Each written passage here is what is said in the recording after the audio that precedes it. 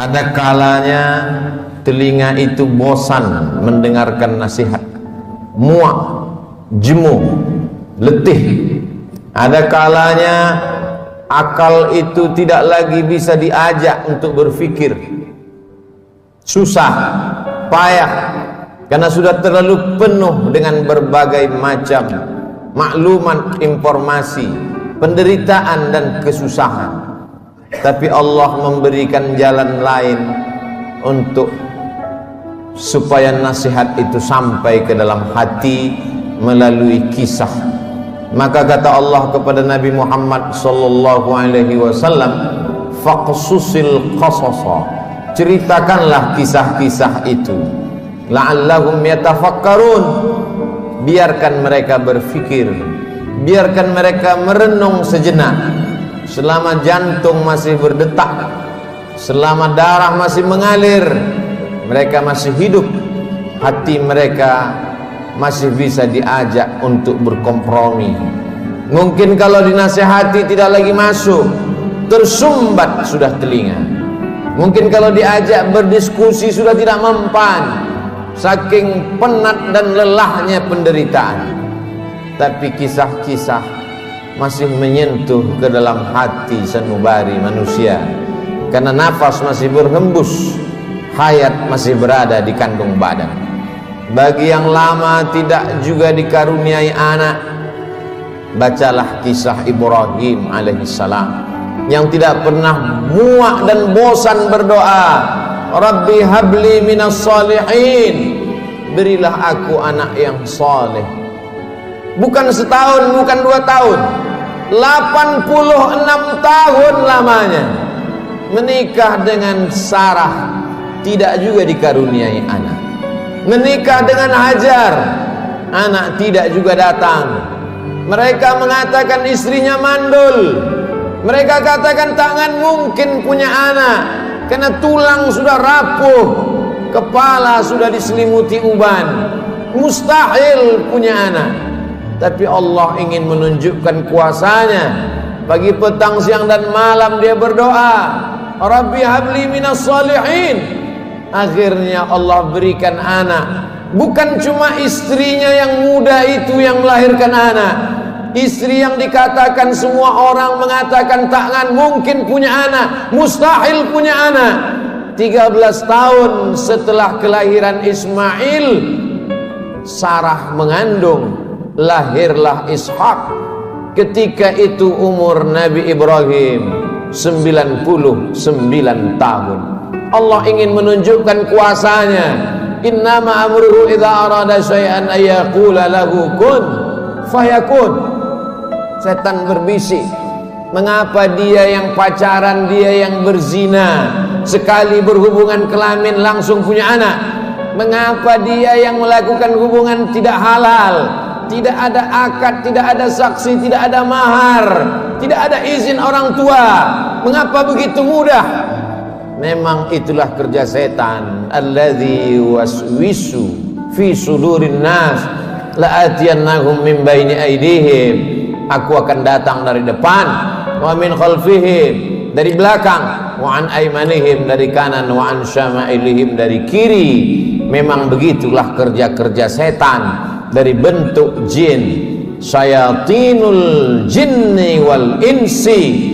Ada pula setan yang berbentuk manusia, yang kerjanya menghangat-hangatkan hati, memanaskan perasaan, sehingga mendidih bergejolak sampai pada mencaci maki Tuhan.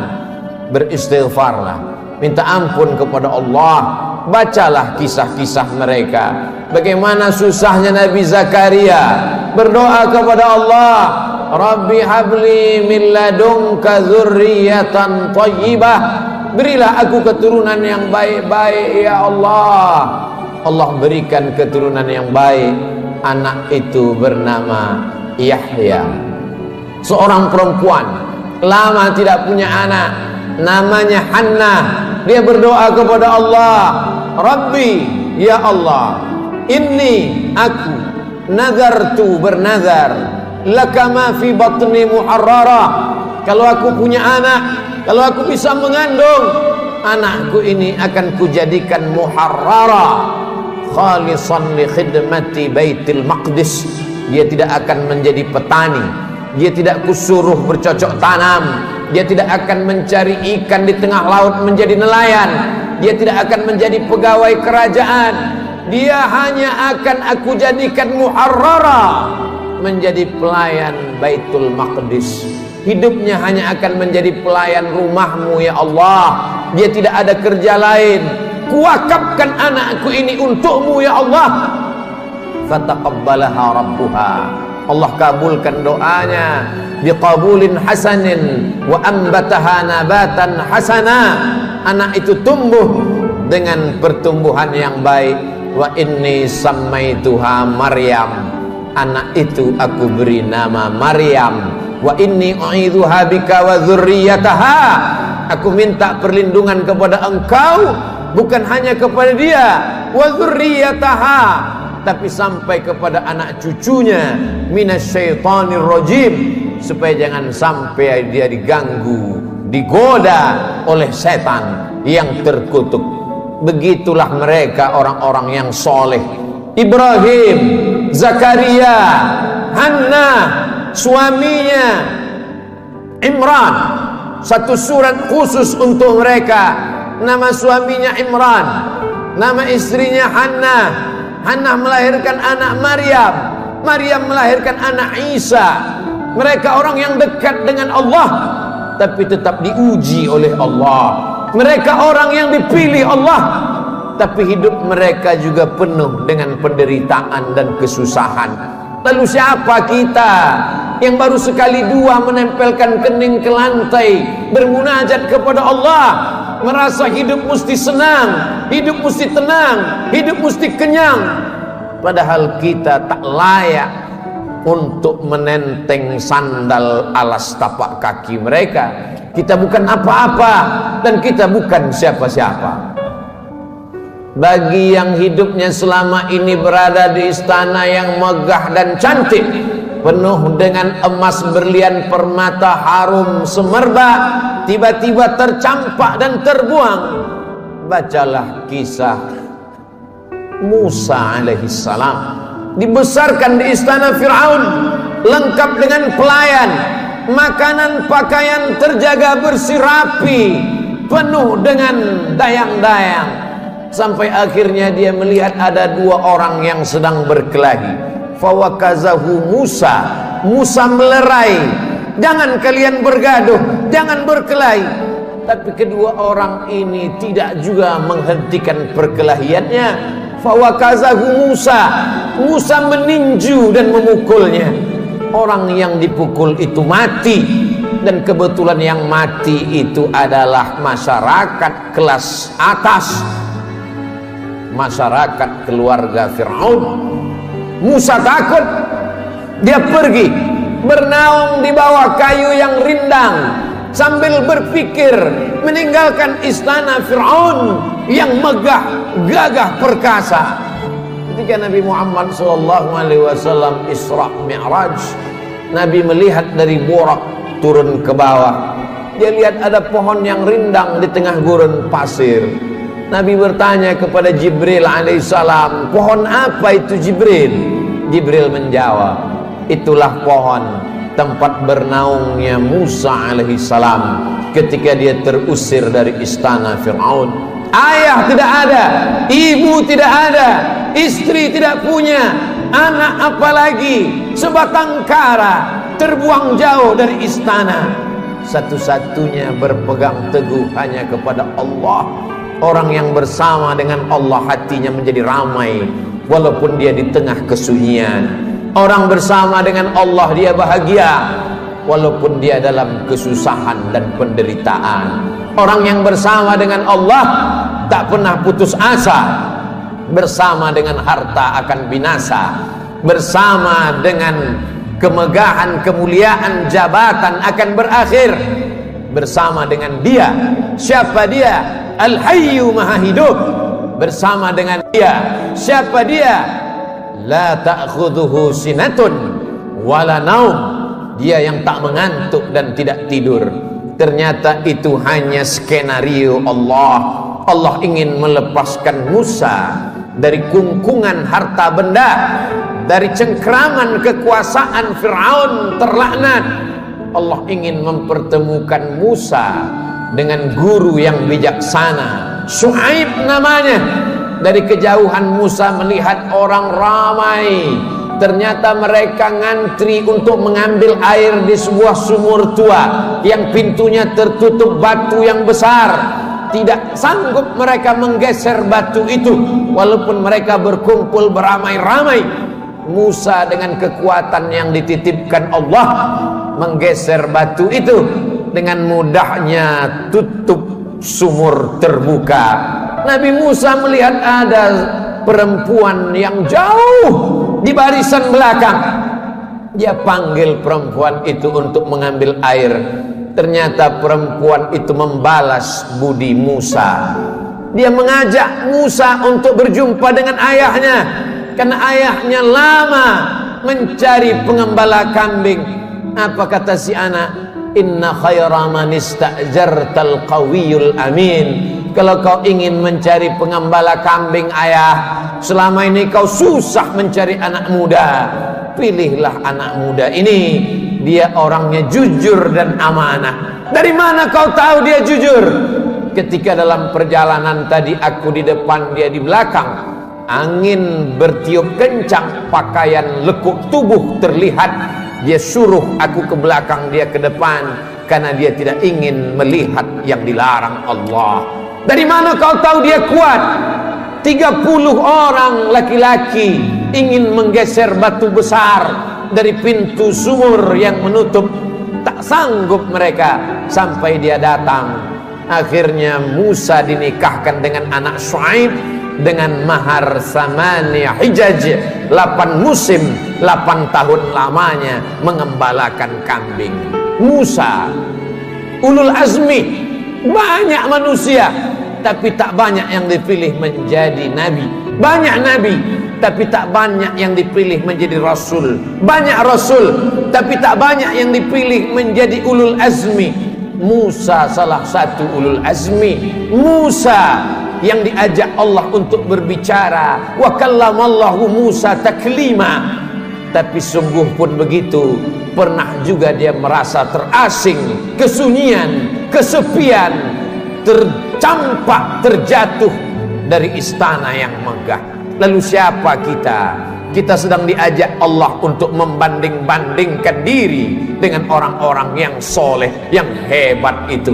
Engkau yang ditugaskan untuk menjadi guru agama, menjadi juru dakwah di tempat yang jauh, di tengah hutan belantara, melewati air gelombang pasang, melewati sungai, melewati batu karang yang tajam, sampai di tempat tujuan tidak disambut dengan tola'al badru alaina. Kau tak disambut dengan marhaban, kau tak disambut dengan permadani merah, kau tak disambut dengan sukacita. Dicaci maki, diejek. Akhirnya hati merasa marah, panas, meninggalkan dakwah, masuk ke dalam perahu. Perahu terombang-ambing di tengah lautan. Nampaknya barang-barang mesti dicampakkan. Satu persatu barang-barang dibuang ke laut. Namun perahu tetap juga penuh akan tenggelam. Mau tidak mau, suka tidak suka, penumpang mesti diundi. Dan undian itu jatuh ke tanganmu 3 kali. Kalau sudah 3 kali tak ada pilihan, kau mesti dicampakkan ke tengah laut.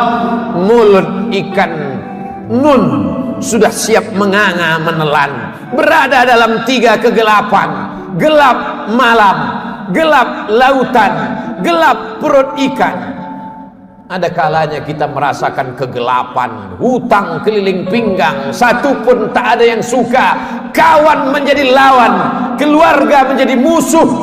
Apa yang dapat kau ucapkan? Itu yang dirasakan oleh Nabi Yunus alaihi salam. Dia hanya berucap dengan mulutnya, la ilaha illa anta subhanaka inni kuntu minaz zalimin. La ilaha illa anta, tiada Tuhan selain engkau, subhanaka, maha suci engkau, aku yang kotor, aku yang hitam, aku yang kelam, aku yang bergelimang dosa. Inni kuntu minaz zalimin, aku sudah zalim, aku sudah aniaya, aku sudah buat dosa. Apa yang dilakukan Allah? Ikan itu memuntahkan isi perutnya. Lalu kemudian Nabi Yunus terdampar di tepi pantai, ditumbuhkan Allah yaktin, labu. Dia makan labu. Hari ini ahli medis, para pakar gizi menganjurkan orang yang sakit untuk memakan buah labu, makanan yang baik untuk penyembuh orang yang dalam keadaan sakit. Ternyata Allah tahu apa yang ada dalam hatimu. Siapakah engkau bila dibandingkan dengan Nabi yang dipilih Allah? Ada kalanya engkau terjatuh, masuk ke dalam lautan. Lautanmu bukan lautan Nabi Yunus, perut ikanmu bukan perut ikan Nabi Yunus, gelapmu bukan gelap Nabi Yunus. Tapi kesulitan-kesulitan hidup yang datang silih berganti, tak ada yang dapat kau lakukan kecuali berkata, la ilaha illa anta subhanaka inni kuntu minaz zalimin. Ada orang-orang yang mengajak engkau untuk berargumentasi, untuk berlaga, tapi bukan dengan otot. Mereka mengajak engkau berkelahi, berdebat dengan otak. Otakmu cerdas, IQ-mu hebat, IP-mu tinggi, sarjana S1, S2 dan S3, kau akan menang melawan mereka. Mereka bertanya, a anta fa'alta hadza bi alihatina? Kaukah yang sudah menghancurkan berhala-berhala kami? Kaukah yang sudah meluluh lantakkan sembahan-sembahan kami? Dengan ringan dia menjawab, bal fa'alahu kabiruhum hadza. Bukan aku yang menghancurkannya. Yang menghancurkan berhala ini, patung-patung ini adalah patung yang paling besar. Lihat dari lehernya ada kampak. Dialah yang sudah menghancurkan. Ternyata orang-orang yang hebat berargumentasi itu, ketika dia kalah, dia tidak pakai otaknya, tapi yang dia pakai ototnya, yang dia pakai tenaganya, yang dia pakai kekuasaannya, yang dia pakai jabatannya. Kumpulkan semua kayu-kayu, bakar. Mereka membakar Nabi Ibrahim karena kalah berdebat dengan otak. Mereka pakai otot, jabatan, kekuasaan, tenaganya mereka pakai. Bakar, harriquhu, bakar dia. Tidak ada tempat berserah diri kecuali Allah. Nabi Ibrahim hanya meminta, bermohon kepada Allah. Apa yang dikatakan Allah, apa yang dikirimkan Allah. Allah tidak kirim tayran ababil.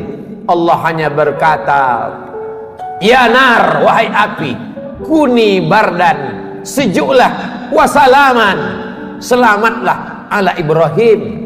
Api itu redup, api itu yang selama ini membakar, menghanguskan, meluluh lantakkan, membinasakan. Tapi kali itu Ibrahim keluar dari api unggun dalam keadaan salaman ala Ibrahim, selamat untuk Ibrahim. Ibrahim kita ucapkan bukan sekedar pemanis bibir di ujung lidah. Ibrahim kita sebut kama sallaita ala Ibrahim wa ala ali Ibrahim, kama barakta ala Ibrahim wa ala ali Ibrahim. Kalau anakmu mati, ternakmu mati, kebunmu kering kerontang, segala penghasilanmu hilang, tak cukup sampai di situ, penyakit pun datang, orang-orang menjauh. Bacalah kisah Nabi Ayub alaihissalam. Adakah Nabi Ayub berkeluh kesah? Adakah Nabi Ayub berkata, aku ini Nabi, kenapa anakku mati? Aku ini Rasul, kenapa ternakku mati? Kenapa kering kerontang? Dia hanya berkata, Rabbi, ya Allah, anni massanyat dur, aku kena penyakit ya Allah, wa anta arhamur rahimin, engkau maha penyayang di antara yang sayang. Tidak ada Nabi Ayub berkata sehatkan aku. Nabi Ayub tak minta sembuhkan aku. Dia hanya berkata anni massanyat dur, aku kena penyakit ya Allah, wa anta arhamur rahimin, engkau maha penyayang di antara yang sayang. Dia malu meminta kepada Allah, dia malu berkeluh kesah kepada Allah, dia malu Malu adalah satu cabang dari iman. Malu kepada manusia biasa, malu kepada malaikat biasa, tapi ini malu berkeluh kesah kepada Allah, malu meminta kepada Allah. Itulah akhlak para nabi. Faqsusil qasasa, ceritakan kisah-kisah itu, la'allahum yatafakkarun, mudah-mudahan mereka berfikir. Kembali kepada Al-Quran, baca Al-Quran, baca terjemah, baca kisahnya, menyejukkan hati, menenangkan jiwa.